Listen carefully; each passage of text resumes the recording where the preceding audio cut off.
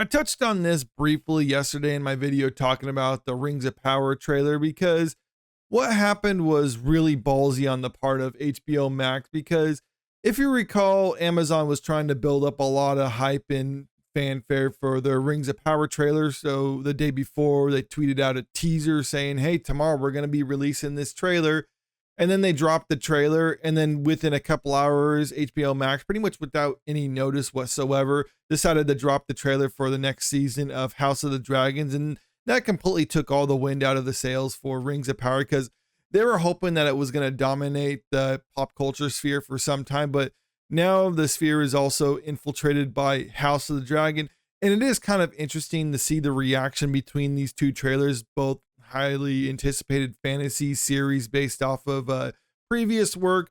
But House of the Dragon has a pretty positive reception on YouTube versus the Rings of Power, which is not a very positive reception. It's actually getting completely destroyed, not only just in the like to dislike ratio, but the comments as well. I love this top comment. What impresses me the most about this trailer, they haven't turned the comment section off.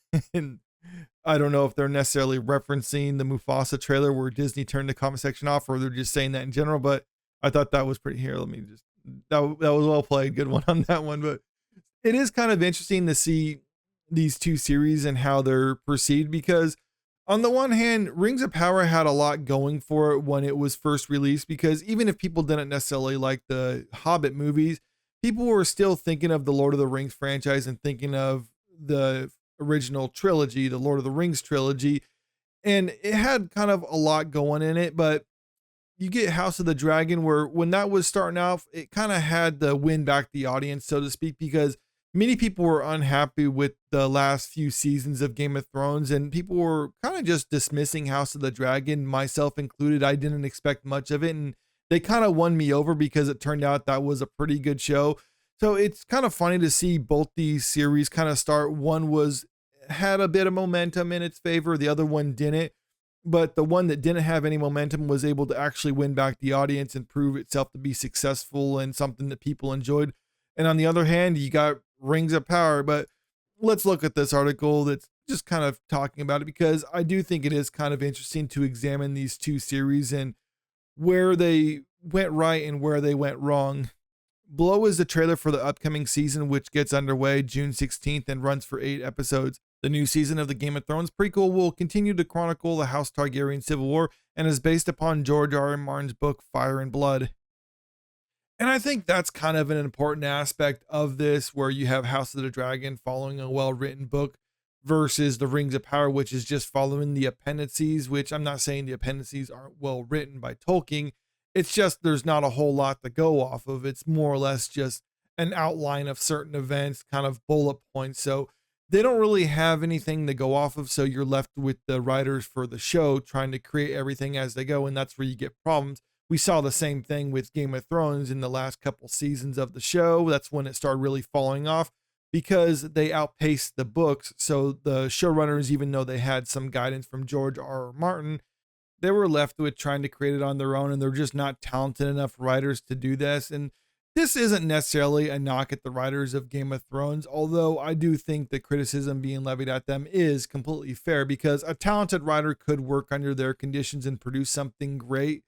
But the studio ultimately is the one who sets the release schedule, so the writers have to try to produce something within that time frame.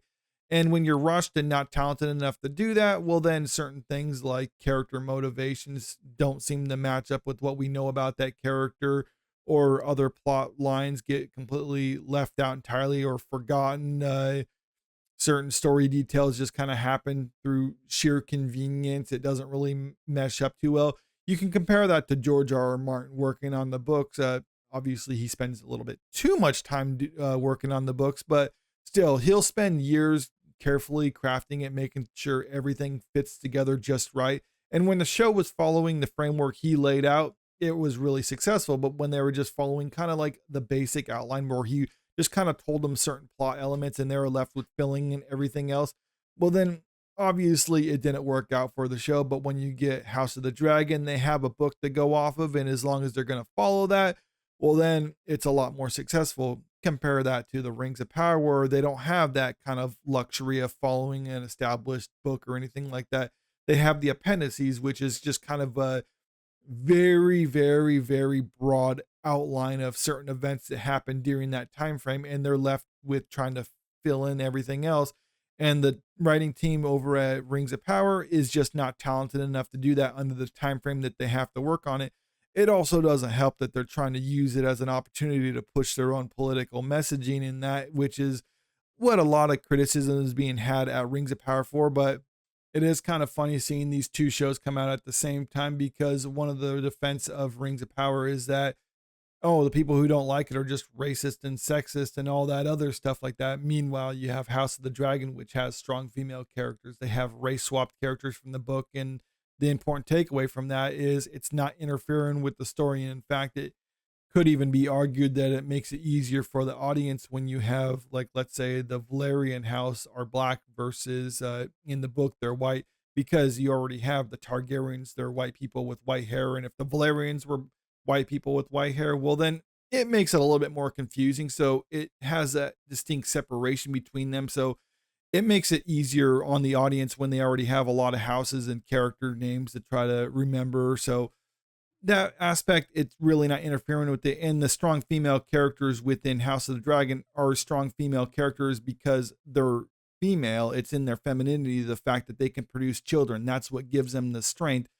Versus Rings of Power, a strong female character is basically just a female that is like a guy, which is pretty sexist if you ask me, saying that only way a woman can be strong is if she behaves in a manner that's masculine, because it's just erasing all femininity, or they're trying to erase all femininity. And to me, that's kind of a sad thing, but I'm not going to really dive into that topic too much because a lot of people can do whole video essays on that. I'm just pointing out, when you behave in a certain manner for your show, one way will get you an audience score like this, 38% on Rotten Tomatoes. The other will do this, 82%. So I think more shows should follow what House of the Dragon is doing, which is just trying to stick to the source material, not trying to shoehorn in various demographics unless it actually enhances or doesn't hurt the plot in any way whatsoever. And if you do that, then you're going to start getting the audience back, because House of the Dragon had an uphill battle to climb. They had to win back the audience that left them because they didn't like the last couple seasons of Game of Thrones. And they were able to do that with their show because they produced something that was worth watching.